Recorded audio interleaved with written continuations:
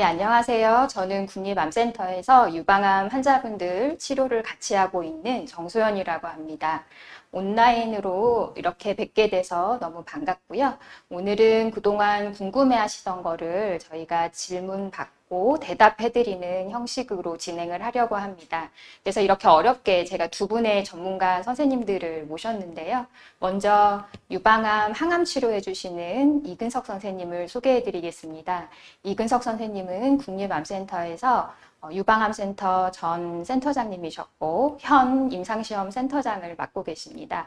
이근석 선생님, 저희 시청하시는 유방암 하던 분들께 인사 부탁드립니다.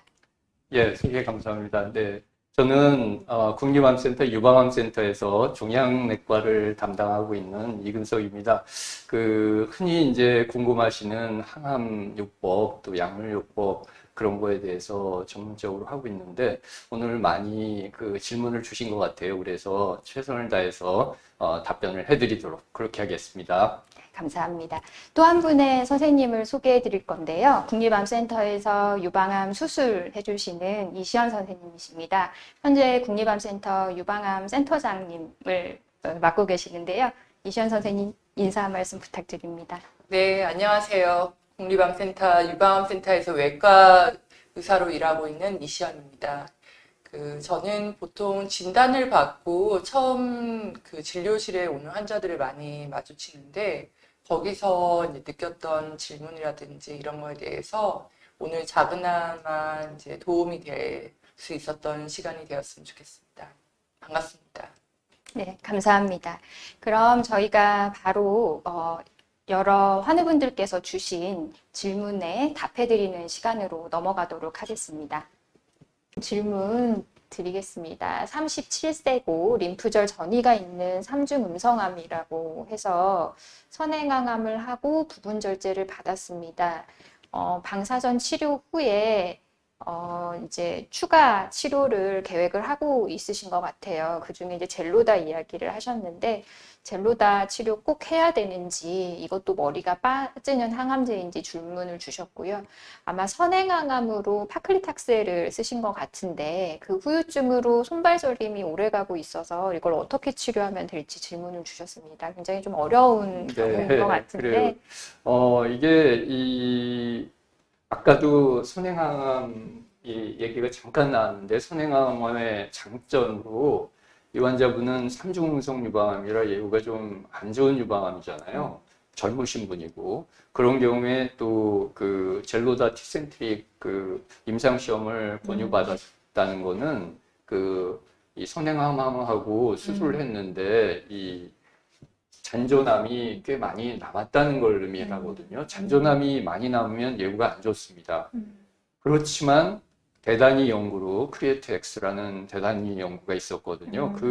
우리나라도 참여를 해서 한 연구인데 그 연구 결과 젤로다를 6개월 동안 추가로 쓰는 경우에 재발을 많이 줄일 수 있다는 게 특히 3중 음성 유방암에서요. 확인이 됐기 때문에 그런 치료를 권유받게 되신 겁니다. 그러니까는 이 젤로다 치료 중 재발하는 경우가 많은 게 아니고요. 젤로다를 권유받는 환자분들이 예후가 안 좋은 환자분들을 권유를 하게 됩니다. 그렇기 때문에 이 젤로다를 안 했으면 더 많이 재발하실 분들인데 젤로다를 하기 때문에 재발이 줄게 되는 거죠. 그래서 권유를 받으셨을 이유가 아마 확인해 보시면 이제 수술 후에 잔존암이 꽤 있다는 거를 확인하시게 될 것 같아요. 이분은 그렇게 되면 꼭 하셔야 되는 겁니다. 근데 다행히도 젤로다는 머리가 그렇게 빠지는 항암제는 아니에요. 이 머리 빠지는 걸 많이 걱정하시는데 근데 이미 이전 항암으로 머리가 빠지신 상태이긴 할 텐데 머리가 그렇게 추가로 빠지는 항암제가 아니라 다행인데 주의사항은 손발 관리, 피부 관리를 손발이 벗겨지고 그런 부작용이 있긴 하거든요. 그래서 그런 주의사항은 있기는 합니다. 그렇지만 굉장히 좋은 치료이기 때문에 꼭 철저히 잘 따라서 하시는 게 좋겠고요. 이런 분들이 이제 선행으로 A씨라는 요법하고 파크리탁셀이라는 요법을 하든지 그런 탁센 계열의 항암제를 하게 됩니다. 탁센 계열의 파클리탁셀을 포함한 탁센 계열의 항암제는 부작용이 이 손발저림, 그거를 말초신경병증이라고 그러는데, 그런 손발 이 저림 증상이 특징적인 부작용입니다. 이게 상당히 오래 가서 심한 분은 몇 년이 가기도 하는데, 하나 확실한 거는 시간이 가면서 점점 줄어든다는 거죠. 그러니까 젤로다 드시는 시간은 이 초반이기 때문에 이분께서는 아마 심한 시기일 거예요. 초반 6개월 정도 드시거든요.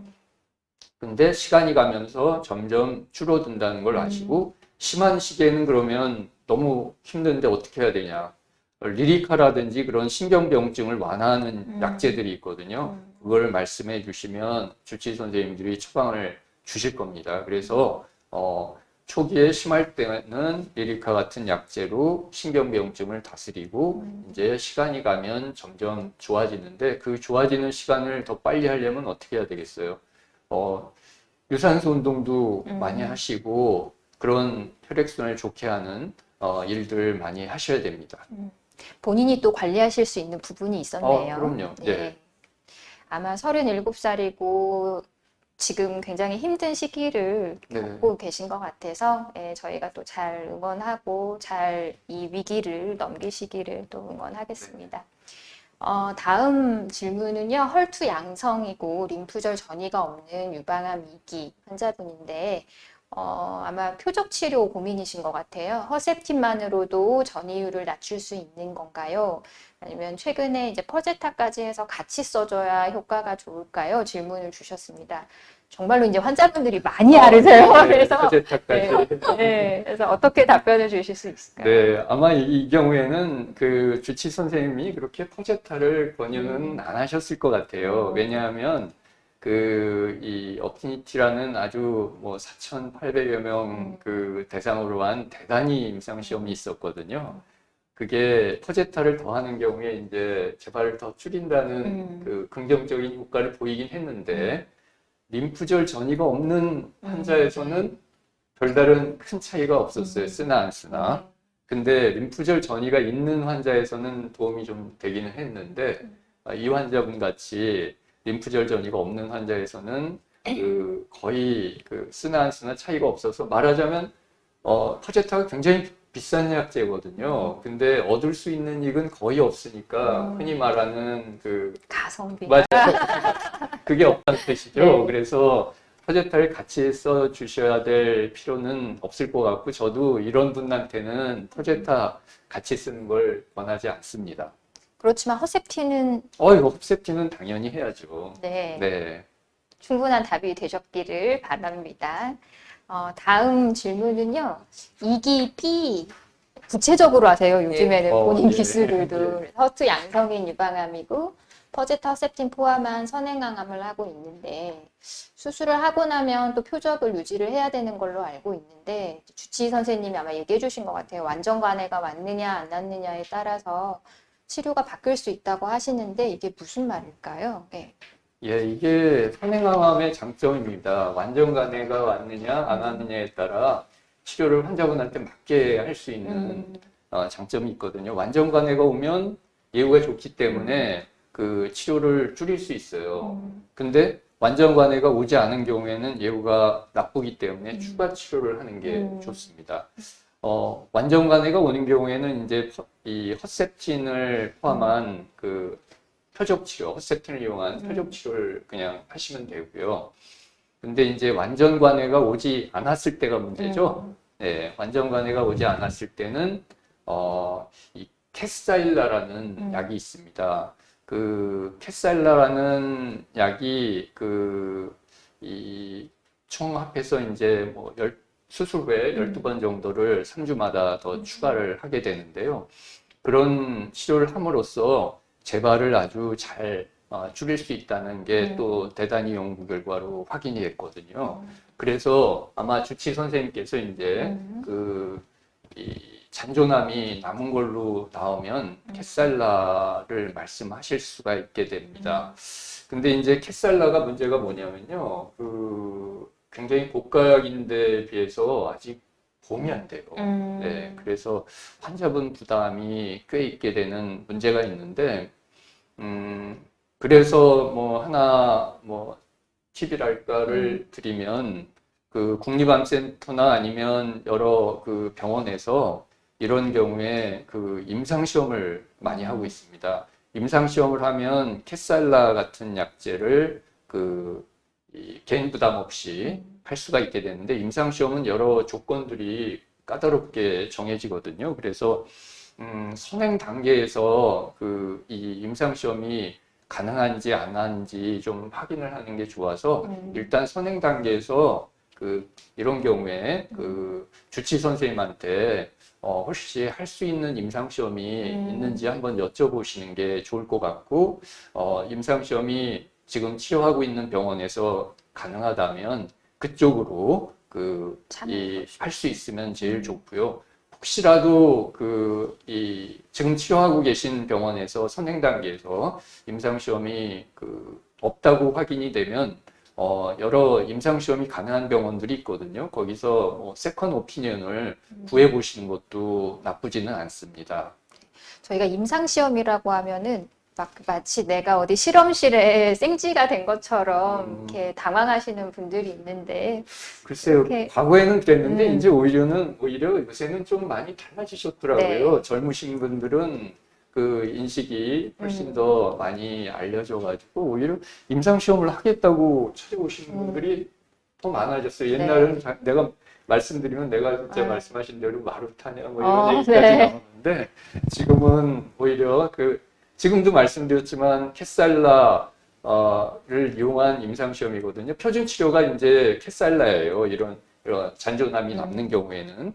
근데 캐살라보다 더 좋은 약제를 같이 추가를 하든지 그런 임상시험이 이제 더 좋은 효과를 내려는 거거든요. 그래서 뭐 NO2라든지 아니면 면역항암제라든지 그걸 추가를 하는 여러 임상시험이 진행 중이거든요. 그러니까 훨씬 더 좋은, 그러니까 미래에 받을 수 있는 이런 좋은 약제를 할 수 있는 기회가 있기 때문에 임상시험 기회가 된다고 임상시험에 적합하다고 주치의 선생님이 말씀하시면 적극적으로 참여하시는 게 좋을 것 같습니다. 네, 충분히 답변이 됐으리라고 생각합니다. 다음 질문은 너무 어려운 질문이에요. 아마 두 분 다 들으셨을 텐데 환자분들한테 많이 질문 받으실 텐데 유방암 수술이나 항암이나 표적할 때 이제 왠지 암 환자분들은 면역이 떨어져서 암이 생겼다고 생각을 하시는 것 같아요. 그래서 면역을 강화시키기 위해서 비타민 주사 맞는 거 이렇게 질문을 주셨거든요. 그리고 비타민도 종류가 굉장히 다양하잖아요. 이런 거 각각 먹고 맞고 하는 거 해야 될까요? 선생님들 진료실에서 어떻게 답변을 주시나요? 어떻게 하세요? 이런 걸로 면역이 강화될 것 같지는 않고요. 그래서 사실 뭐 수술하는 환자들한테 면역 강화는 사실 조금 질문이 많이 들어오지는 않는데 그냥 일반적으로 이제 액티브한 치료를 마치고 내 면역을 어떻게 강화하실 것인가.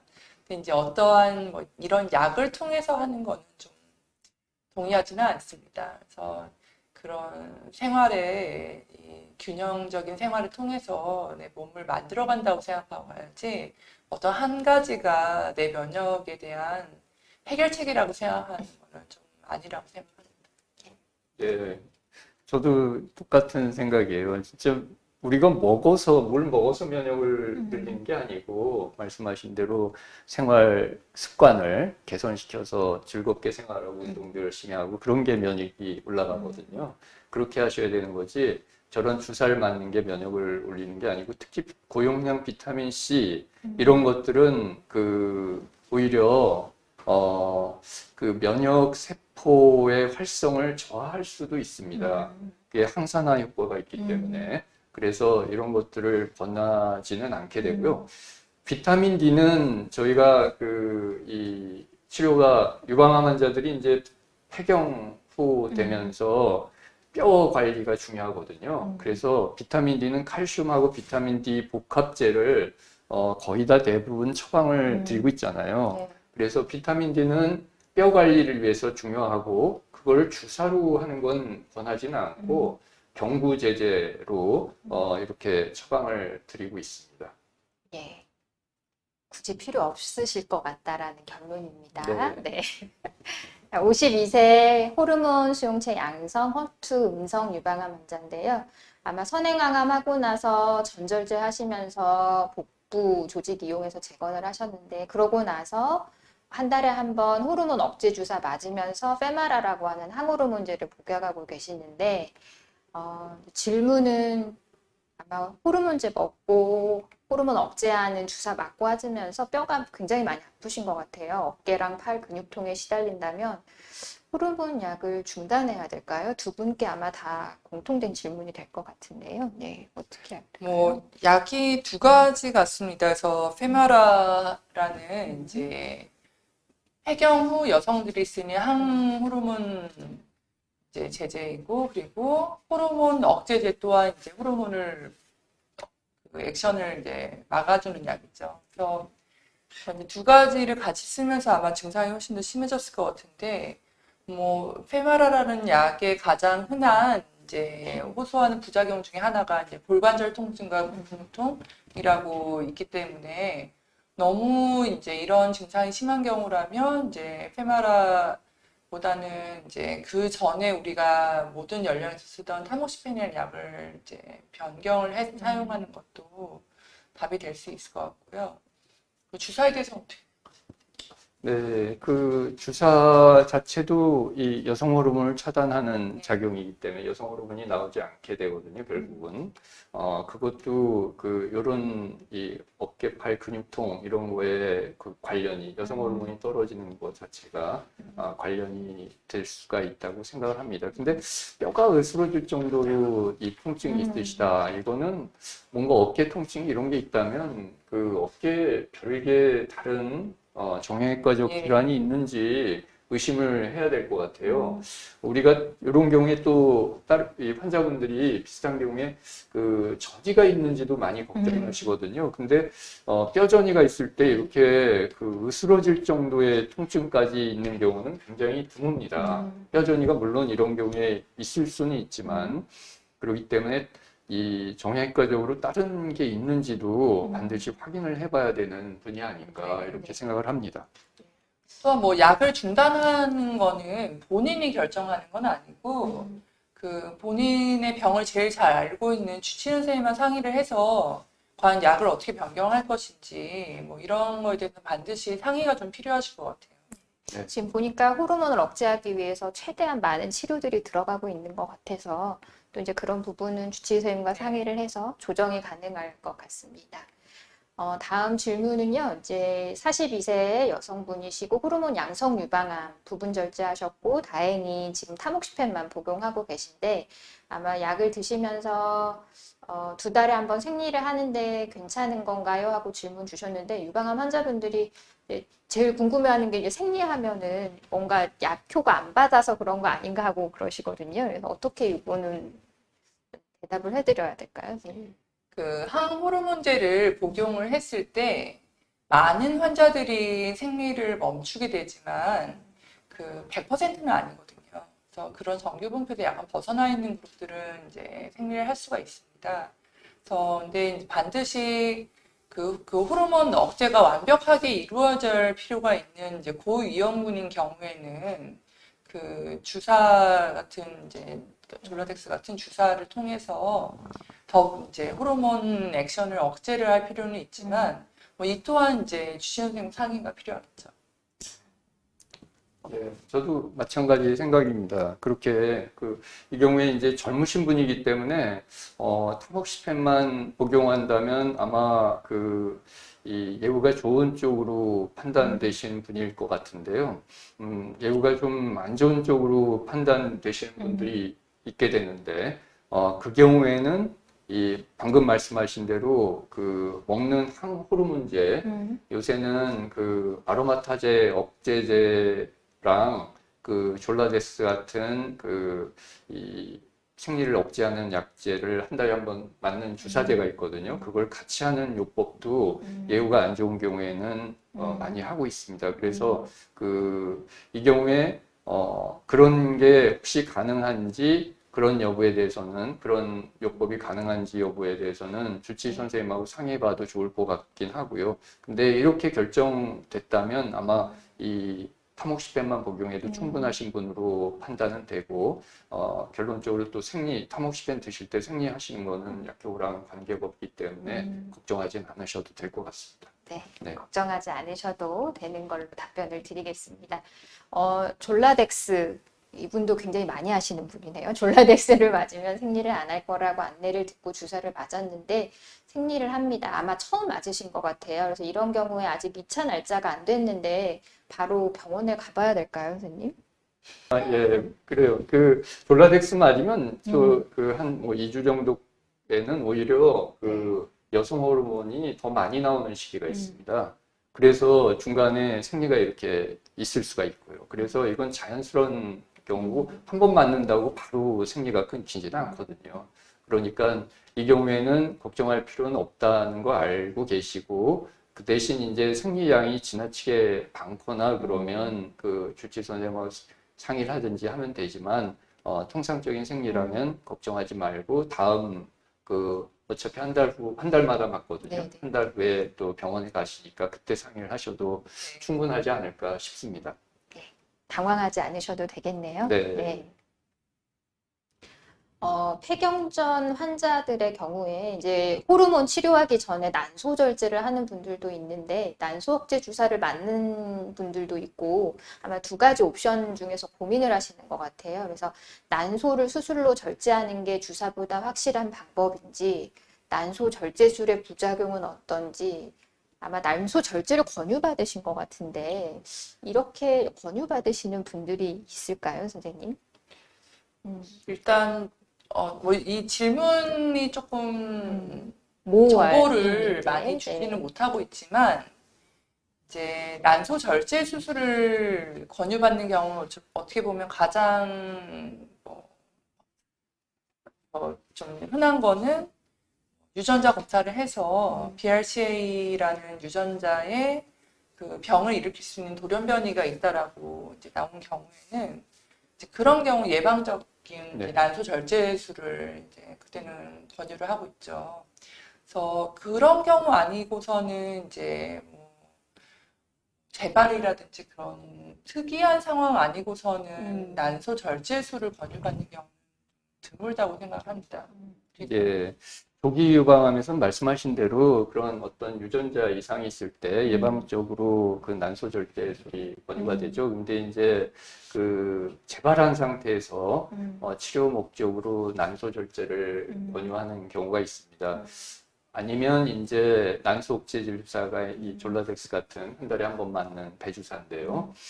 그런 거를 할 수도 있는데 어떤 거든지 목적은 뭐냐면 난소에서 여성 호르몬이 나오거든요. 그 여성 호르몬 나오는 거를 억제하는 작용 기전입니다. 그래서 두 가지 요법이 그렇게 차이는 없다고 알려져 있어서 둘 다 환자분이 난소 절제를 정할 수 있는 그런 거는 내가 한 달에 한 번 맞는 주사가 너무 불편하시겠다. 한 달에 한 번 계속 맞아야 되거든요. 그렇게 된다면 아예 난소 절제를 하는 게 하나의 선택이 되겠고요. 근데 너무 예를 들어서 30대 초반, 중반 환자분들이 꽤 있습니다. 네. 그런 분들, 그렇게 젊은 분들한테 난소 절제하라는 얘기를 저도 꺼내기가 굉장히 어렵거든요. 그런 분들, 그러니까는 좀 여러 사유로 난소 절제를 꺼리는 분들께는 또 이렇게 난소 억제 주사를 맞는 것도 동등한 효과이기 때문에 걱정할 필요가 없고요. 난소 절제술은 과거에는 수술 흉터가 꽤 남았지만 지금은 배꼽으로 이렇게 복강경으로 수술하시거든요. 그래서 수술하고 나서 상처가 안 보여요, 보면. 그러니까 너무 걱정하시지 않아도 됩니다. 혹시 난소 절제술이 필요하신 경우에는. 결국에 주사든 수술이든 두 가지가 다 옵셔널하게 가능하다라는 네, 설명을 환자분의 그러니까 선택에 선택으로 따라서. 해도 되는 네. 거고 효과는 뭐 동일하니까 근데 이제 이 한 달에 한 번 맞는 게 좀 불편하실 수는 네. 있어요. 장기간 해야 되면. 맞아요. 네, 그래서 아예 난소 절제술을 그런 경우에는 빨리 해버리는 것도 향후 치료 때 훨씬 편한 방법이 될 수는 있습니다. 예. 네.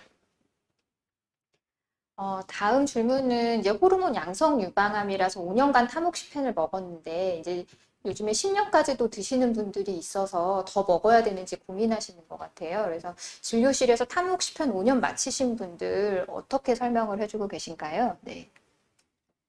이제 우리가 약을 몇 년간 먹는다는 거는 이제 그냥 정하는 건 아니고 대규모 연구를 통해서 정하는데 현재 표준 치료는 이제 5년간의 그 내분비 치료 먹는 약을 통해서 하는 것이 표준으로 되어 있으나 이제 그 이후에 많은 연구에서 또 과연 그러면 이제 10년 쓰는 경우는 어떻게 되는 것인가 그런 연구가 또 많이 이루어졌습니다. 그래서 여러 연구가 있었고 대부분 그런 연구에서 이제 10년간의 약물 치료가 효과가 있다고 하는 그룹은 모든 그룹은 아니고 이제 그런 고위험군에 해당되는 그룹들은 10년간에 더 약을 연장 치료하는 것을 이제 권고를 하고 있는 연구들이 나오고 있습니다. 그래서 거기에 맞춰서 대부분 그런 연구에서 정하는 이제 고위험군은 림파선 전이가 있는 그룹이 대부분이고요. 그래서 모든 환자들이 다 10년까지는 아니고 아직 현재의 지금 변화는 이제 그런 고위험군에서는 좀 연장 치료를 하는 것을 권유를 하고 있고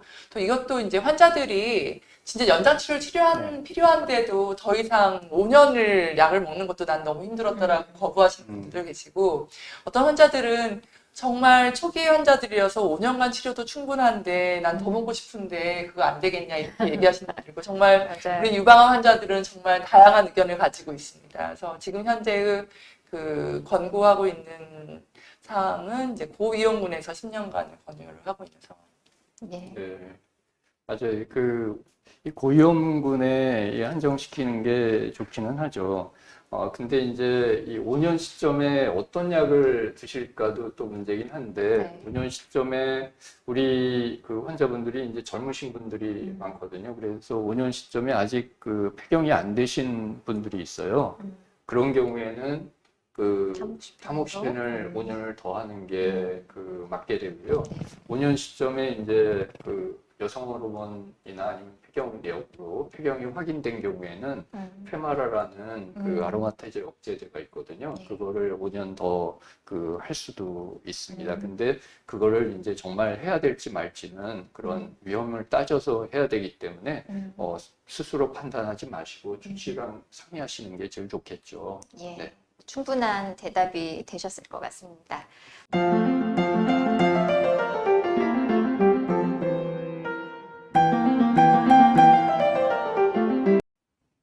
네, 제가 이 환자분들께 이 약을 처방하면서 그 항상 드리는 말씀이 약을 드실 때 그 아무 생각 없이 드시지 말고 좋아진다라는 생각을 갖고 드시라고 말씀드립니다.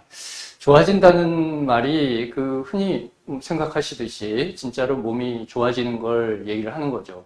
그렇지만 거기에는 더 큰 뜻이 숨어 있습니다. 이 뭐냐면 주변 분들이 좋아진다는 그런 뜻이에요. 그래서 자기 몸이 좋아지고 주변 분들이 좋아지면 얼마나 행복하시겠습니까? 이렇게 그 좋은 상태가 되라고 하는 뜻인데요. 그래서 이렇게 좋은 상태가 되도록 하는 이 신비한 힘이 있는 그 응원의 말씀을 제 가슴 속에서 꺼내서 보여드리도록 그렇게 하겠습니다.